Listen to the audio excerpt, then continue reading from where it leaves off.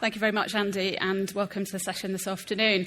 The first thing I need to ask you to do, unlike other sessions at Hay where you're asked to put your phone away, is actually to get it out. And you can access our special Wi-Fi system that's just been set up for this session. The Wi-Fi name is Voting. That's the name of the network. And the password is Voting11. So we're going to spend the next hour or so thinking about risk perceptions and how we think and feel about risk. And when you're on the Wi-Fi, hopefully the person next to you has remembered the password if you're not quite on, because the next thing I need you to do is to access this QR code to get onto... You want me to go back? Right, I'll give you a couple more minutes to get onto the Wi-Fi. The Wi-Fi's called Voting. Put up your hand if you found it. Is it there? Yep, some people have found it. Okay. There will, don't worry, if you haven't got a phone or you can't get on the Wi-Fi, there'll be other ways that we can interact. So it's not the end of the world. Capital V for voting, and the password, capital V, Voting11.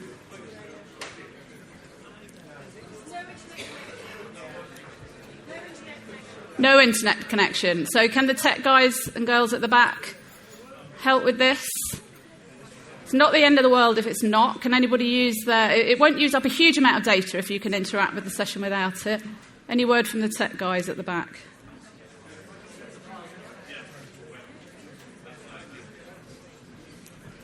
No. Is anybody on it?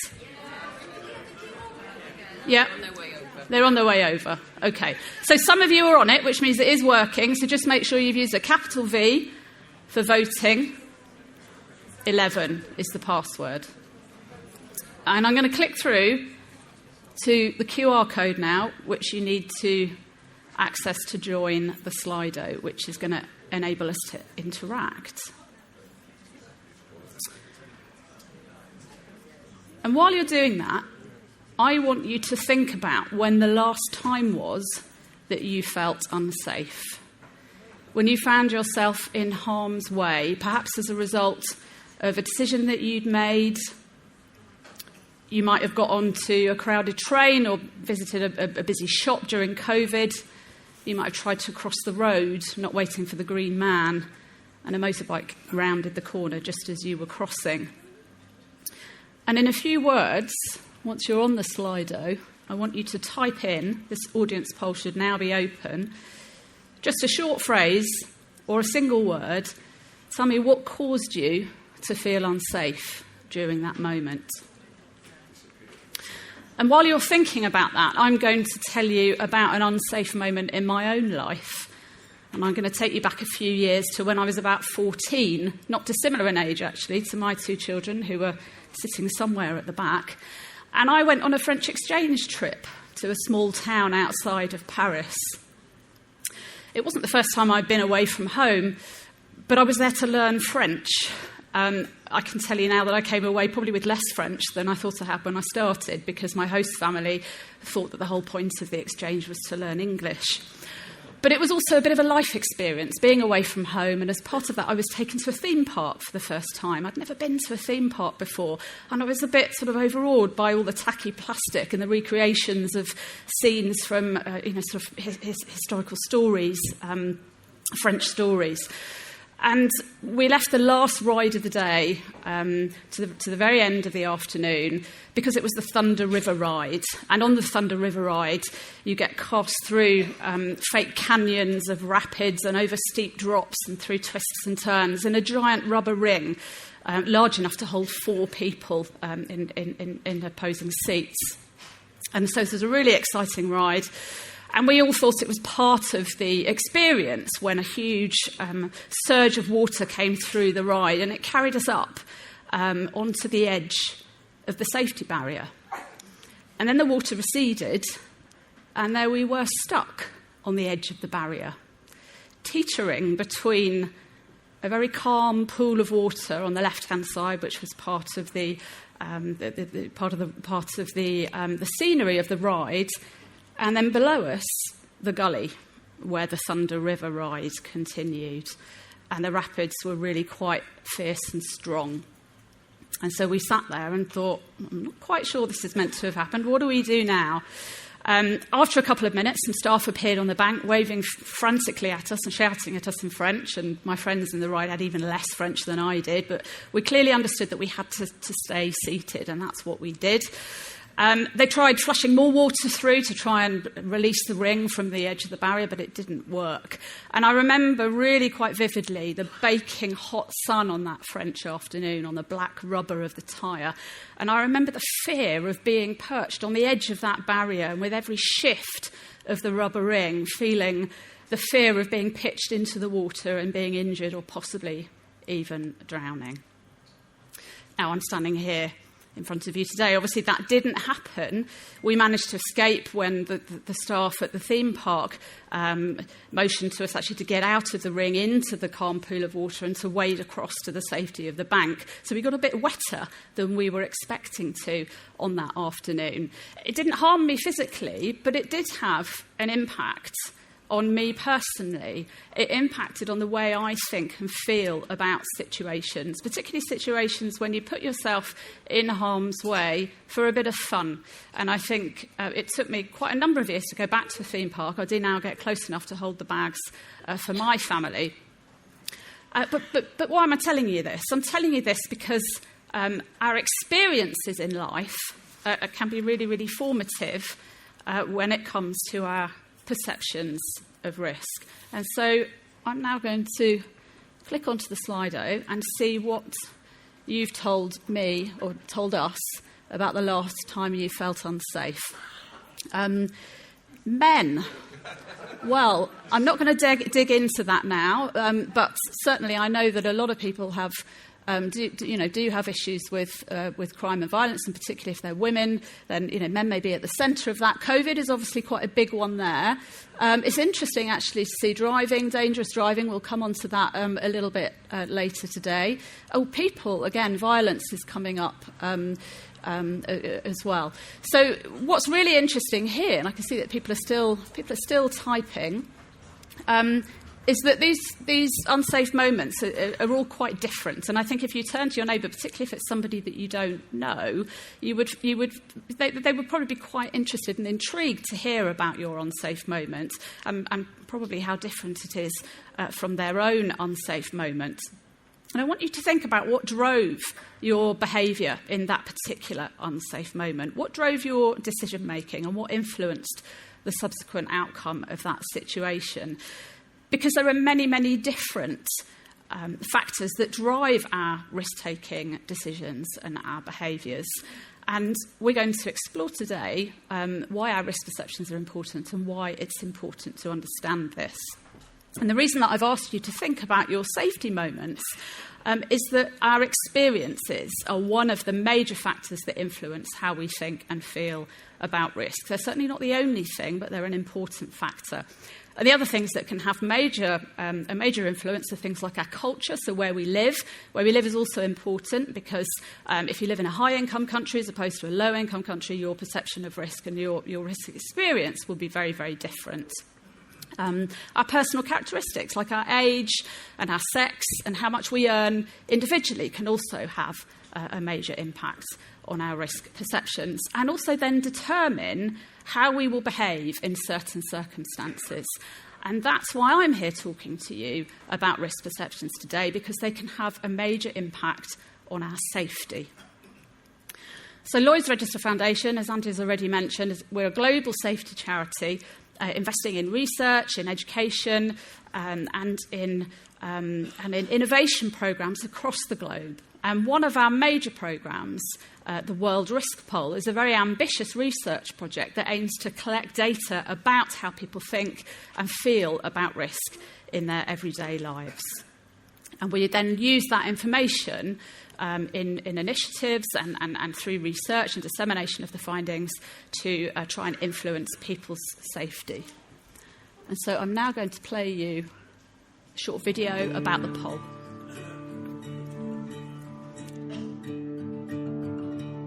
Risk shapes our lives daily, whether that's physical risks, such as extreme weather, road crashes and disasters, or psychological risks, such as harassment at work and threats to our mental health. All of these risks can translate into harm and limit life opportunities for people around the world. To understand how people globally perceive risks and how they experience them, Lloyd's Register Foundation has completed its second edition of the World Risk Poll. So the World Risk Poll is one of the Foundation's major programmes. It's a global study, a unique study that's conducted by Gallup. In 2021, we surveyed 125,000 people in 121 countries across the globe.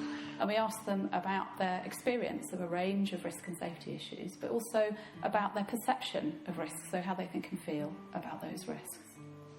Understanding the differences between people's perceptions and experiences of risk is crucial in helping governments, regulators, businesses, NGOs, and international bodies create risk management policies. Using insight from the World Risk Poll, they can target their policies and carry out meaningful interventions where it's most needed. I think the World Risk Poll results really are telling us something fundamentally important about how people perceive risk.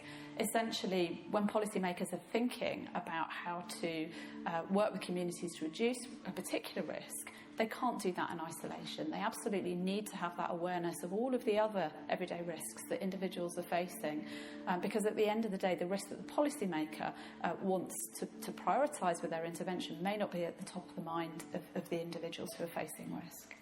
The Lloyd's Register Foundation World Risk Poll is the first of its kind. It's a survey on a scale never seen before across different continents, countries, and demographic groups.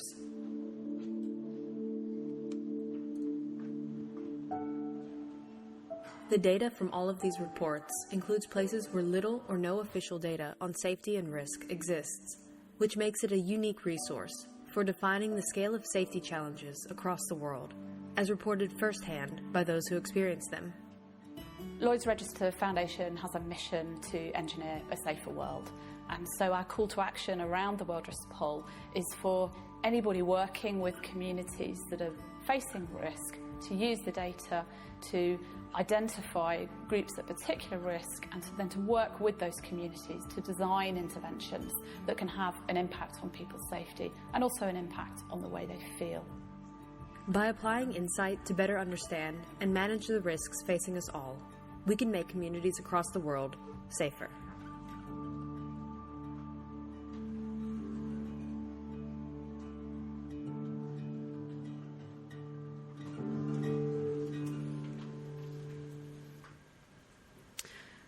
So that's a little bit of context about how we've gathered the data that I'm going to be talking about in this session today. And one of the first questions that's asked in an interview for the World Risk Poll, we asked respondents to tell us what the greatest source of risk to their safety is in their daily lives. So not the most recent experience of risk, which you've already thought about, but the greatest source of risk to safety. What would you say if a Gallup pollster turned up at your door today? Again, if I want you to access this Slido, and just in a short phrase or a single word, tell me what's the greatest source of risk to your safety in your daily life. And this one, I think, is going to appear as you're typing. I can see that 14 of you are at the moment. Here we go. The government. Well, that's an interesting one to start with. And 2 of you, ineffective government. OK, I can tell I'm at Hay. Climate writ large, climate breakdown, access to medicines, crossing the way on the way to school. So road traffic,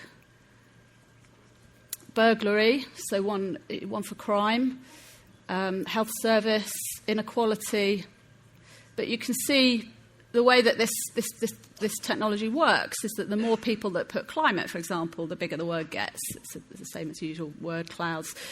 So cars and climate, driving, people coming up top in your poll, in the poll from Hay this afternoon. Well, for millions of people around the world, road traffic is certainly one of the things that is top of their mind when it comes to risk. And many others fear crime and violence, so it's interesting to see burglary, for example, coming up large there. And for a significant proportion of others, it's personal health conditions. these are the results for that question from our 2019 poll, so not our most recent poll, but our poll in 2019. And you can see that road-related accidents came first, with almost 1 in 5 people, 18%, reporting that was their greatest source of risk to safety, then crime and violence, and then personal health conditions. Interestingly, this bar at the bottom we've included because 15% of people told us that they didn't have any risks in their daily lives, which actually is telling in itself in terms of the nature of risk perceptions and how well connected people are with the risks in their lives. And living within the UK, the data for the UK is quite similar to this. Road-related accidents come first, and then the next two actually switch. Personal health comes second, and then crime and violence first. But essentially, wherever people live in the world, this is quite often the pattern that we will see. We also did this poll in 2021. Now, if you just look at the top half of this slide, what do you notice about the 1, 2 and the 3? I mean, certainly, so the pink bars here now are the 2021 data coming in. Fewer people told us that they were concerned about road-related accidents, but only slightly fewer. Again, a slight drop in crime and violence, slightly more for personal health. These are all within the tolerance of the sort of shifts that you might see within a poll. And you might think, if you didn't know, what year these data were collected in, that nothing significant had happened from a risk and safety perspective in the intervening years between our two polls, until you get to number 4, where COVID comes in. But it's fourth, with only 7% of the global population telling us that COVID was the greatest source of risk to their safety in their daily life. Our 2019 poll was concluded just before the pandemic, December 2019. The 2021 poll was undertaken when the Delta variant of COVID was surging and receding in countries across the world. Millions of people had already died as a result of the pandemic, and the vaccination rollout was just beginning in high-income countries. And yet, COVID comes quite far down the list in comparison to other more everyday risks that people are facing in their lives. The other thing we found in 2021 was that over 10%, so more than 1 in 10 people worldwide, were worried about money. They were worried about unemployment, they were worried already about cost of living, and they were worried about not having enough money, for example, to be able to feed their families. Most countries, when it came to their COVID policies, didn't take into account the consequences for the individual in terms of their personal financial circumstances when they were asked to self-isolate, when they either had COVID themselves or had come into contact with somebody with COVID. So when you look at this list, is it any surprise that some governments around the world were struggling to get people to adopt the safety measures that the government wanted them to adopt? And the learning here is that, as mentioned at the end of the video, that when wanting to take action or to promote action on a particular risk, we need to take into account the whole risk context of the community that we're working within.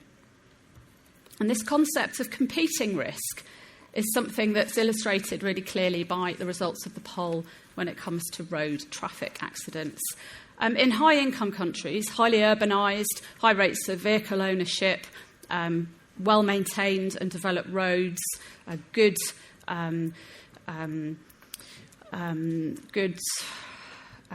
enforcement of traffic safety laws, and the rate of injury and death from road traffic is lower in high-income countries than it is in low-income countries, where the state of the roads is usually quite a lot worse and law enforcement is weaker.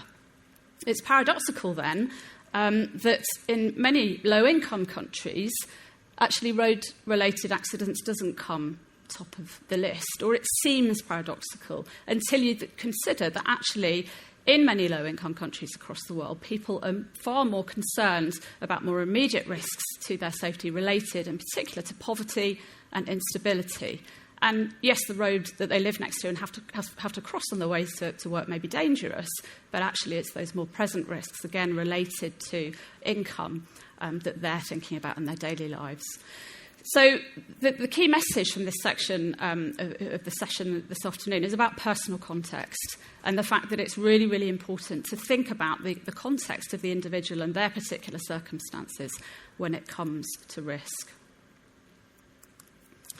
And I'm now going to move on to talk about the nature of the risk and how the nature of the risk that you're thinking about can have a big impact on perception of risk. And I'm sure that you're all quite familiar with the fear factor that's associated with flying, where people fear the catastrophic consequences of failure when flying in comparison to being injured on the roads, for example, when actually you're far more likely to be injured in the roads, and flying is actually comparatively much safer, but people rate that risk much more highly.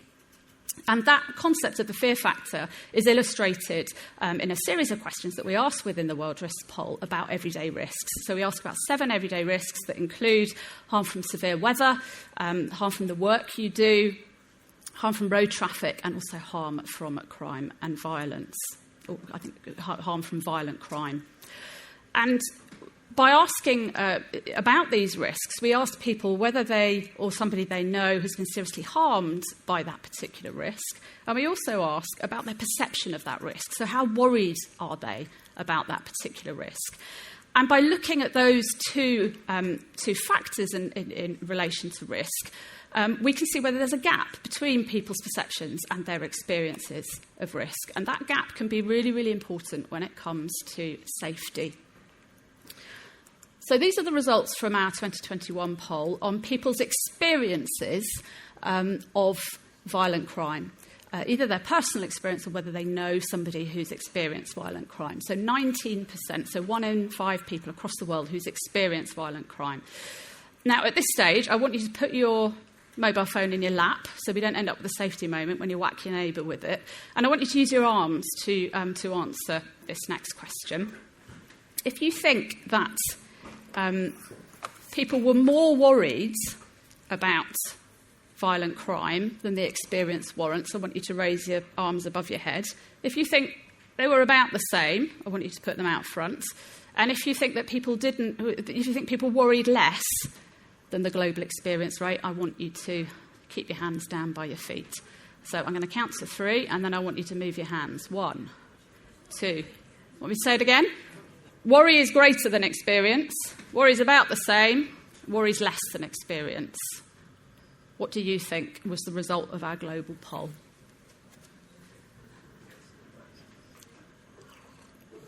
And there are so many people with their hands above their heads that I can't actually see many people. Well, there are some people with their hands pointing down, but the vast majority of you can put your hands down now, thank you. But the vast majority of you think that worry is greater than experience. And you're right.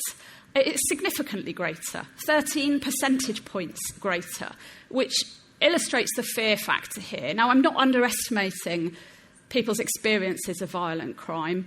19% is high, but 32% is significantly higher than that experience warrants because people fear the consequences of violent crime. So now we're going to look at another risk. We're going to look at experience of harm in the workplace.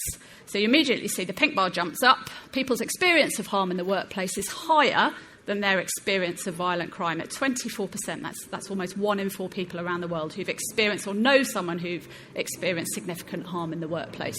So same question, same format with the hands. If you think that people's worry about harm in the workplace is higher, then above your heads. If you think it's about the same, out front. And if you think it's lower, down to the ground.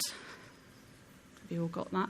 Oh, I can see lots of wavering in the middle. And actually, there's quite a few of you who aren't wavering, which I think probably means that you're pointing down to the ground. And I've got a few people, actually, who think it's higher. But I'd say the vast majority of you there, I think it's lower. And you'd be right. It's only 5 percentage points lower. It creates a positive risk perception gap, so people are less worried about it than the experience warrants.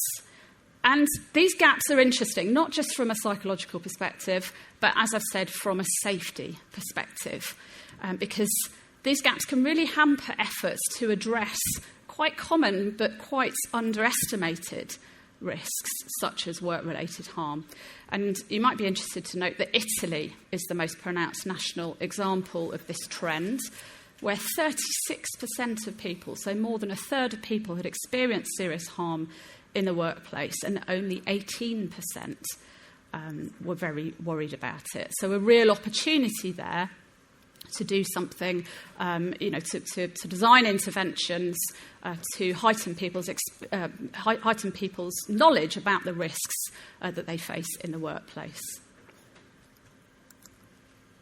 So I'm going to move on now and just look at how we can use this information about our experience of risk and our perceptions of risk to inform decision-making, decisions that might be made at different levels within society. So, for example, within government, within business, or at the individual level. And I'm going to talk about three very different areas. I'm going to talk about people's perception of the risk of harm from artificial intelligence. I'm going to talk about violence and harassment in the workplace, and I'm going to talk about future risk of climate change, all from the perspective of influencing decision-making and action using the data. So artificial intelligence is technology that enables computers to undertake tasks that are commonly associated with human cognition, human thought. It's been in the news a lot recently as a result of the meteoric rise in use of the sophisticated chatbot ChatGPT. Some of you may well have had a play around with it. Some of you might be fearful of what it means for your job. Certainly many people around the world are thinking about what happens to their job when the computer starts to be able to take on the tasks that they are currently paid to do.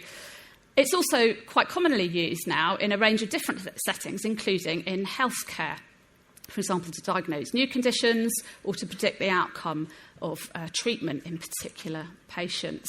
But again, in that particular setting, there are concerns about the safe use of this technology, particularly in relation to general applicability of these technologies in situations where your population is very diverse, but where the training set that's been used to build the artificial intelligence system has bias embedded within it, and it can create a risk to the safety of the people who are then using that system, or the patient that the system is being used to support.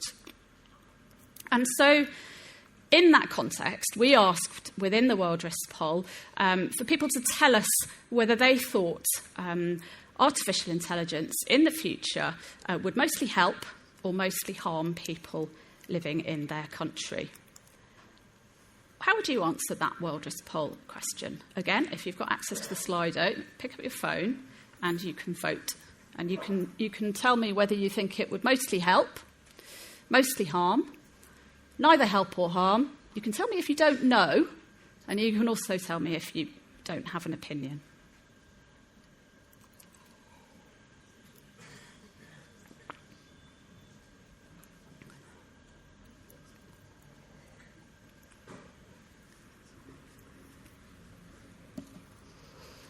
So I think probably enough of you have voted now for the die to have been set.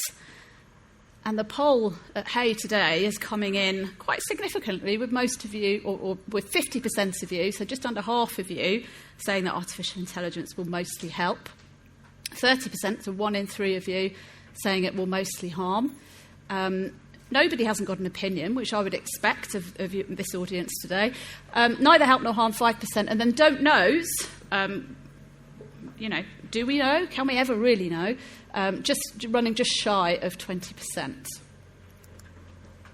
These are the results from the global poll, with global results at the top and the UK underneath. And you can see, actually, the results for the UK at the bottom are pretty similar, actually, to the results that we've had in Hay today. You're slightly more positive about it. 44% of people in the United Kingdom said that artificial intelligence would mostly help. And that's higher than the global level, where 2 in 5 people viewed artificial intelligence positively. But as we'll come to see as we dive through the World Risk Poll data, it's granularity below the country level, below the global level data that's really important. And there's significant regional variation when it comes to the perception of the risk of harm of artificial intelligence. And I find the colour gradient on this map absolutely fascinating. This shows the ratio of whether people said that artificial intelligence would mostly help or mostly harm. And so the tealy green colour up on the right-hand side, you can see that the northern eastern regions of the globe really very positive about artificial intelligence in the future. Eastern Asia in particular, running at a ratio of score of 4.4.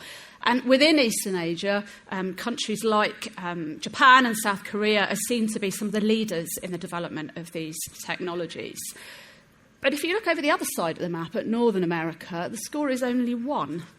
Much, much lower, which means that the attitudes there are fairly evenly balanced. Northern America, so the USA and Canada, are also seen to be leaders in the field in artificial intelligence. So this isn't the only factor that's influencing people's perceptions. And we should also note the high levels of scepticism, particularly in Eastern Africa, but essentially in all regions in Africa. More people said that they thought artificial intelligence would harm than help. Why is this important? Well, it's important because these high levels of scepticism can essentially create a barrier to the adoption and rollout of these technologies. Perhaps those of you who said it would harm think that's fine, and actually these technologies are not ready. But actually, if that scepticism isn't addressed, and if vulnerable communities within those regions aren't worked with, to explain how these technologies work and the potential benefits, then the gaps between high and low income countries across the world are only going to increase. So it is going to be quite a significant issue in the future. The true power of the World Risk Poll, though, comes when we start to look at some of the questions that we asked together and to blend and to analyse the results of questions against each other. And as part of the poll, in fact, as part of our resilience module of questions, we asked about people's experience of discrimination. Now, we asked about discrimination because discrimination is a key measure of community cohesiveness, so how well a community supports each other and works together, which is an important factor when it comes to resilience, as we'll come to consider later. We also, though, found that the results that we got about discrimination also tell us some really interesting things about some of the other risks that we asked about. So we asked about discrimination against 5 key characteristics: skin colour, race or ethnicity, religion, gender or disability. So I want you to guess the results of the poll now. What proportion of the global population do you think reported to the poll that they'd experienced at least one form of discrimination at some point in their lives?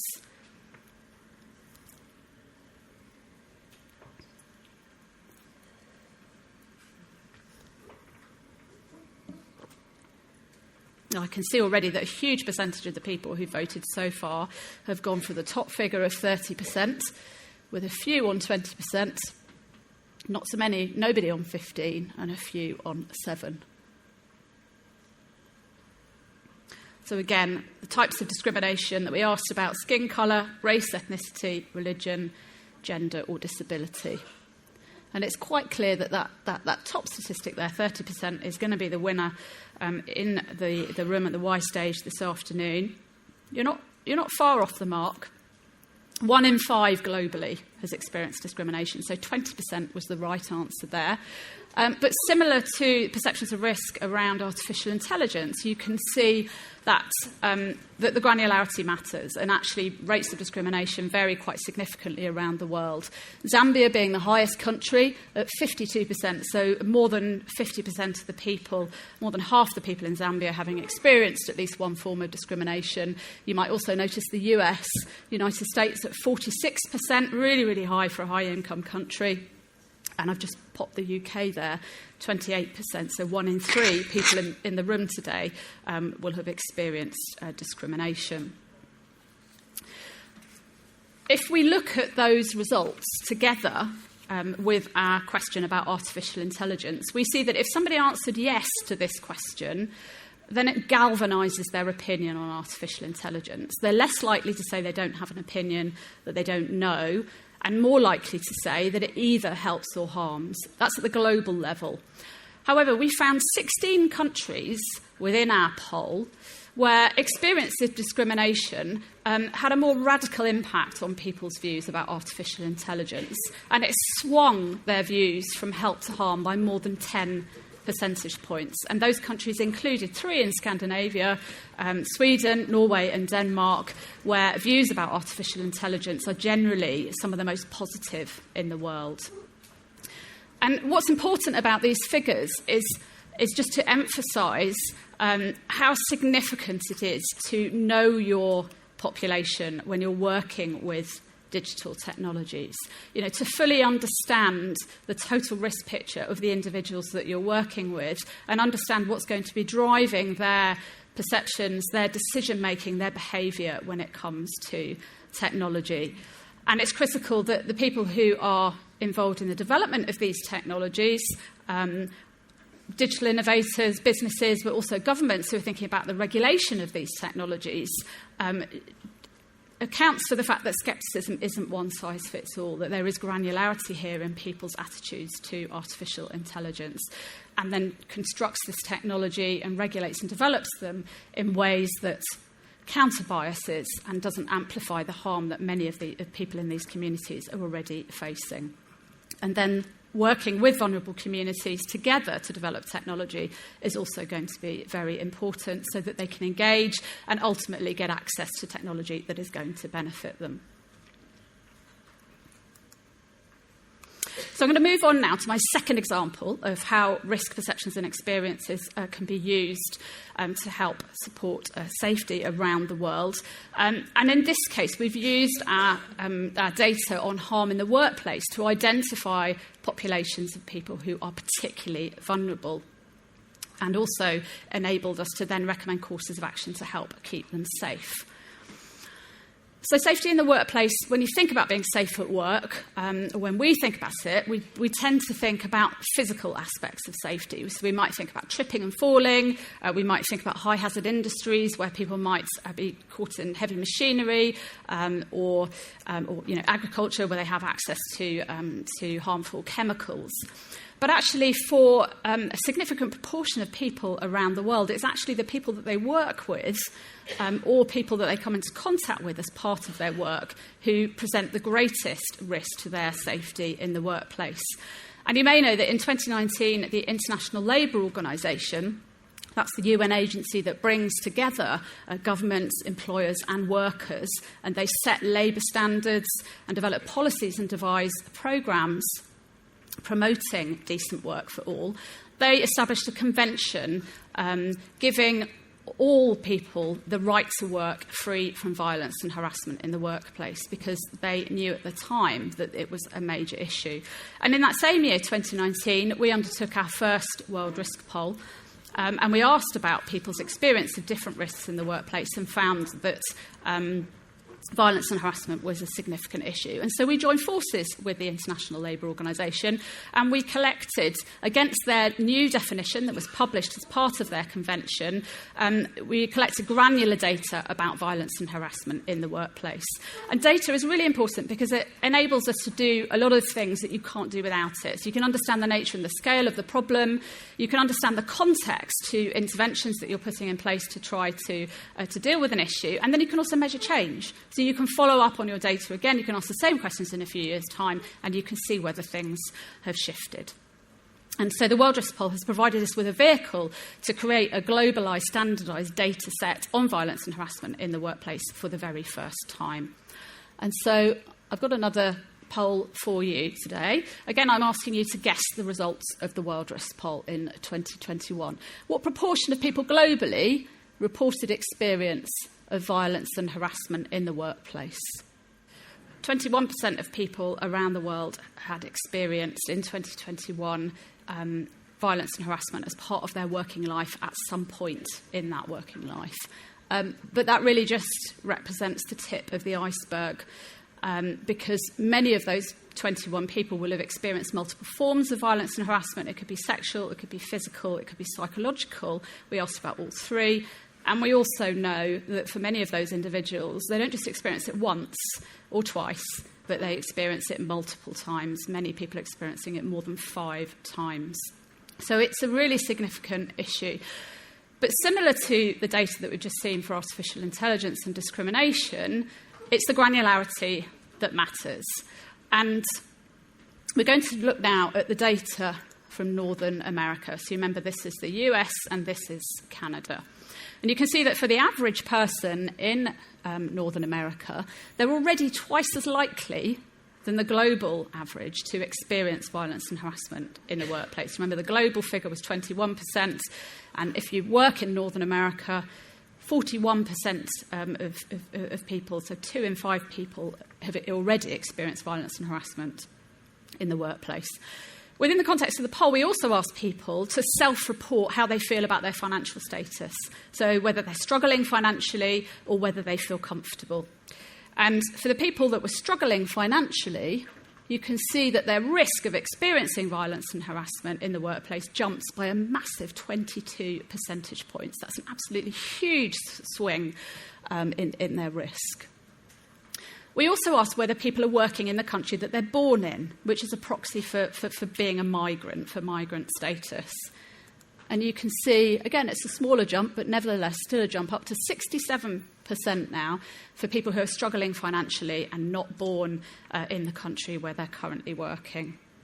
And if you happen to be female, then your risk goes up to 73%.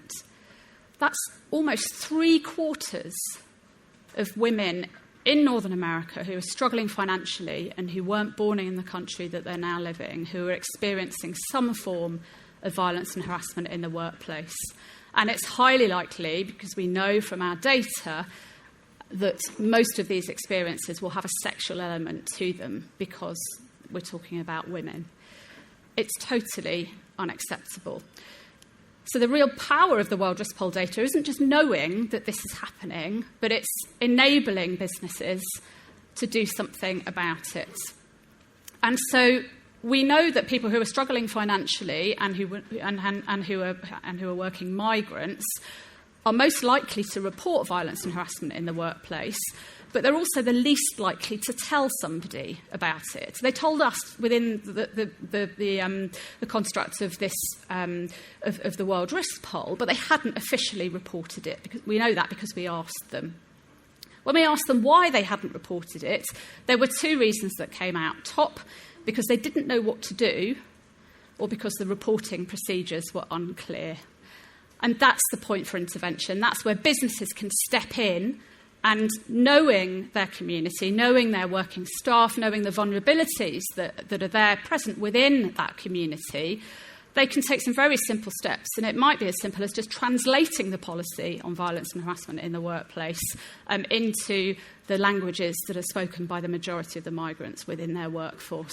Or it might be making sure that there's a poster up at the T-point with clear steps on how to report something. It doesn't just have to be about violence and harassment. It can be about any safety issue. So very, very clear pathways to action there to do something about this major safety issue. And I'm now going to go on to the final risk that I wanted to talk about today, which is climate change, because the World Risk Poll also looks at future risks. And we asked people to tell us what they thought about climate change and whether it's a threat to people in their country in the next 20 years. We also asked them about their preparedness for disaster, whether they'd experienced a natural hazard, whether that had then translated into a disaster as a result of lack of resilience within their community. So this is the final audience poll that I want you to answer today, and this is your own perspective. Do you think that climate change is a very serious threat, a somewhat serious threat, or not a threat at all to the people in this country in the next 20 years?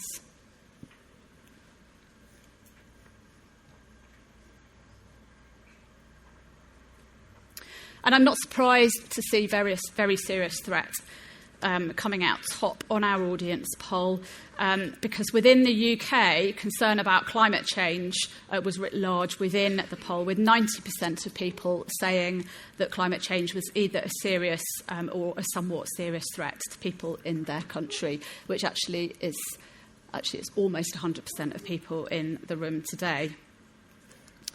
And again, the world map, which shows the variation in people's responses to that question. Chile was the highest, 94% said a somewhat or very serious threat.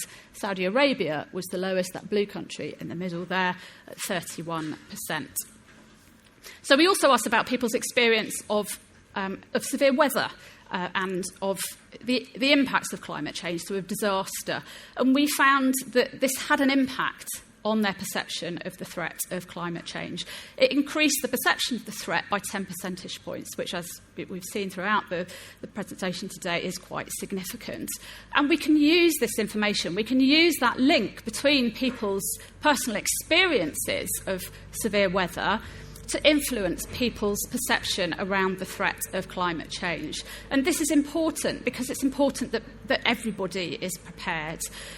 And it's much more tangible to talk to people about their experience of severe weather or about the threat of severe weather than it is to be talking to them about climate change adaptation or climate change mitigation, which I'm sure are words that you're now familiar with because you'll have heard the experts talk about them. But actually many people around the world simply don't identify even with the word climate change. So in this way, we can use information about risk perceptions and how people's experiences influence their risk perceptions to help alter those perceptions. And we know from the World Risk Poll that many individuals and communities around the world are ready to face the impacts of climate change. But we also know that many are not. And you might want to think about your own readiness in this situation and how you fared in the extreme heat within the UK, if you're from the UK, last summer, or you may live in a community that's been exposed to more frequent floods over the last few years. And when we combine people's responses on a range of questions, we can construct a single value that we assign to individuals with particular characteristics that tells us how resilient they are to shocks and stresses. And we anticipated that certain factors would be important, for example, the country's income status, or the state of their critical infrastructure. And these are all things that help to build resilience. But we also found that there was one key factor where low-income countries actually fared much better than high-income countries. And I mentioned community support right at the beginning. You can see it's a real Achilles heel for high-income countries when it comes to resilience. We asked people whether they thought that their neighbours cared about their well-being, which is a key marker for community resilience. And you can see that if you live in a high-income country, you're 15 percentage points less likely to say that your neighbours care about your well-being. And so, again, this final chart emphasises the importance of individual context when it comes to managing risk in our everyday lives. Now, we can all be better ambassadors within our community. We can all try and build a better sense of community. It might be where we live or where we work. And there are also other things that we can do to improve our understanding of risk in our everyday lives. And Lloyds Register Foundation has funded a UK charity called Sense About Science, which is taking steps to improve the use of evidence in decision-making in public life. And we funded them to develop for the very first time a framework for risk literacy that is helping communities around the world to make better sense of risk in their own context. And it's also improving the quality of information that's provided to those communities about risk. For example, it helps to communities to ask specific questions about risks or examine claims that are made about risk. And going back to our safety moment stories right at the start, not be surprised by the consequences of a decision taken. And so please do scan the QR code and find out more. And we've got lots of stories about our risk literacy practitioners who've been using these techniques within their communities to support the public understanding of risk.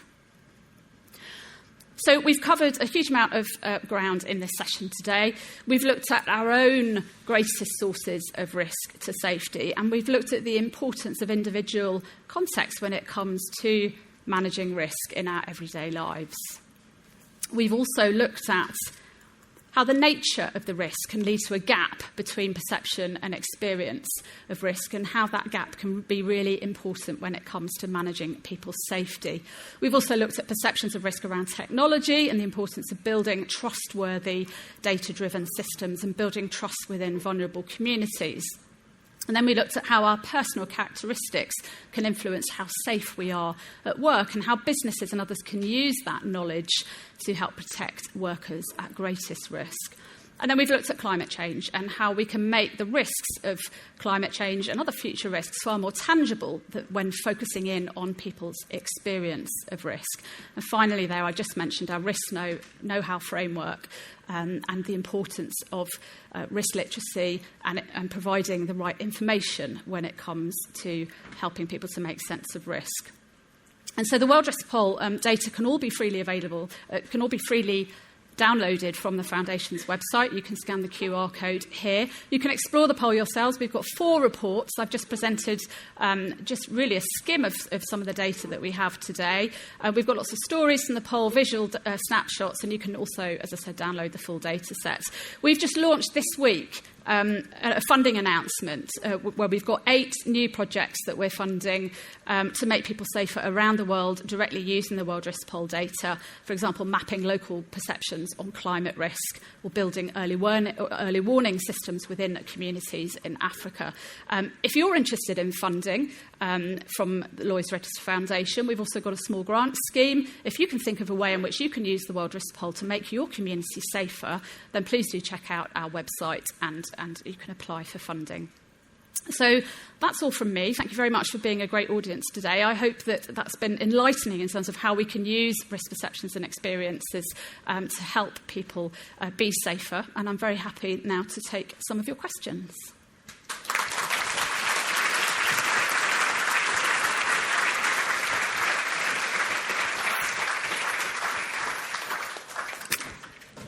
Let's go with microphone number 1, first of all.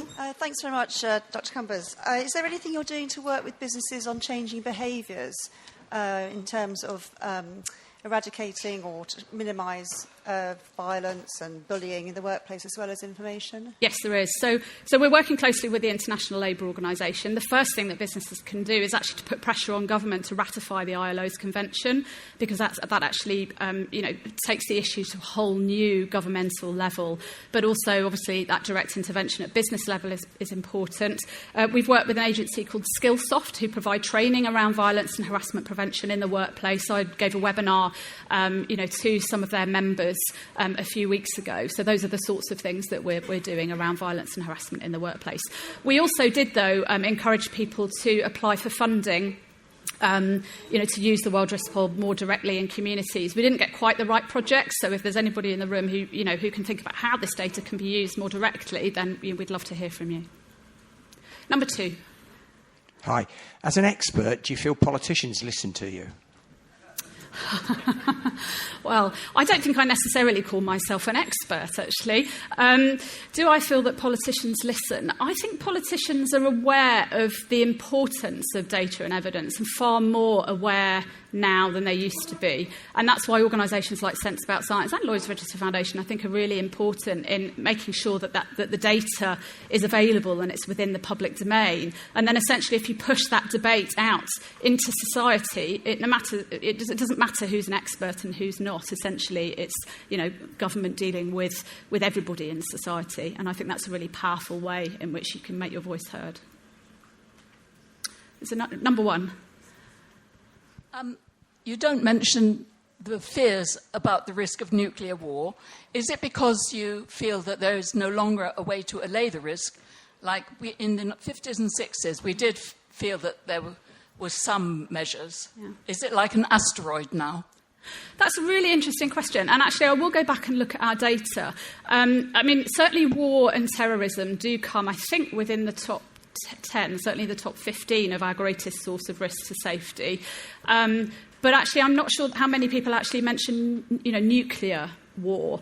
So these are not my perceptions in terms of what the greatest risks are. This is very much listening to the voices of people around the world. And in fact, it will be really interesting to see, because our 2021 poll was undertaken just before the Russia's invasion of Ukraine, or a year before, actually whether that will have influenced people's greatest source of risk in our 2023 poll, which is just in the field at the moment. Number 2. Hans Rosen's factfulness demonstrates how decision makers, both public, private, governmental, make decisions based on assumptions rather than what the situation actually is. Is that what you found in tackling risk?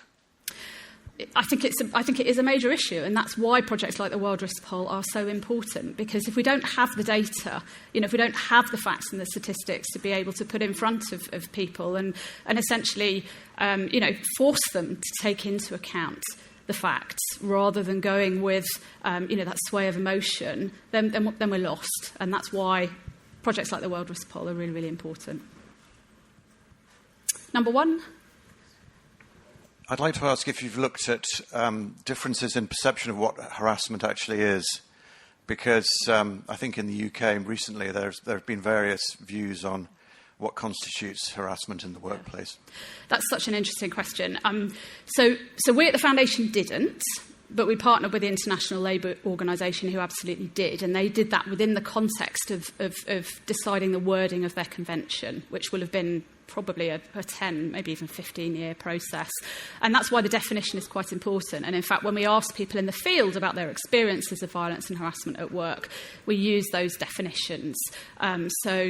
I think in terms of physical harassment, it's restraining, hitting, spitting were the examples that were given.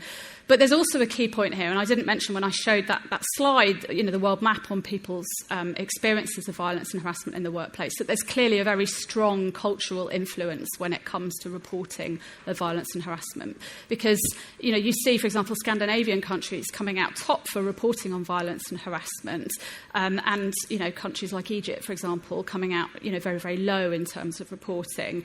And so there's a question there over actually whether this is, whether this is a construct of people's attitudes, even to questioning what harassment, or recognising actually what harassment is, as well as them feeling empowered to be able to report it. So it's really important. Number 1. Sorry.